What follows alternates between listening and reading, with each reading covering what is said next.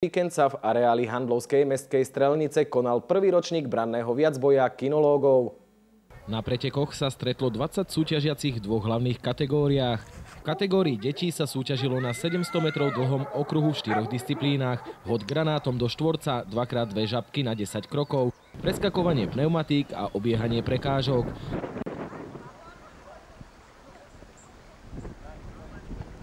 V každej z týchto disciplín rozhodcovia hodnotili aj odloženie psa a mladí kinológovia v nich mohli získať doved na 90 bodov. Dospelí súťažili na rovnakej trati, no súťažné disciplíny absolvovali dvakrát. Po skončení behu sa pretekári presunuli na strelecké stanovište, kde strieľali na panáčikové terče.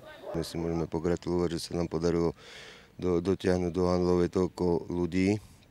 Trošku som sklamaný z toho, že Handlovčania sa do toho nezapojili, nakoľko ten pretek bol stávaný vlastne pre širokú verejnosť. Neboli tam žiadne cviky poslušnosti pre psíka. Psík mal úlohu len ako sprevádzať pretekára po trati a vlastne mohol sa toho zúčastniť hoci kto má psíka a kto má trošku zmysel ku tomu, že vie bežať alebo má teda predpoklady k tomu, že by mohol odbehnúť ten pretek. Najmladší účastník sobotnejších pretekov bol Martinko Makovinský, ktorý má iba 2,5 roka.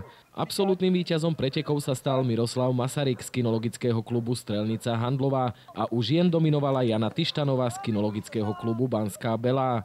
Medzi dorastencami si prvenstvo vybojoval Erik Grežďo z Prašíc a z dorasteniek sa najviac darilo Kristíne Grežďovej, taktiež z Prašíc. Medzi deťmi sa na prvom mieste umiestnil Erik Grežďo a v zmiešanej kategórii dospelí a mládež bol najlepší Miroslav Masaryk z Handlovej. Čo sa týka výsledkov pretekárov z nášho klubu, som spokojný v tom, že Mirko Masaryk vlastne vyhral celkovo, bol celkovým víťazom tohto preteku, bol vyhodnotený aj ako najlepší muž.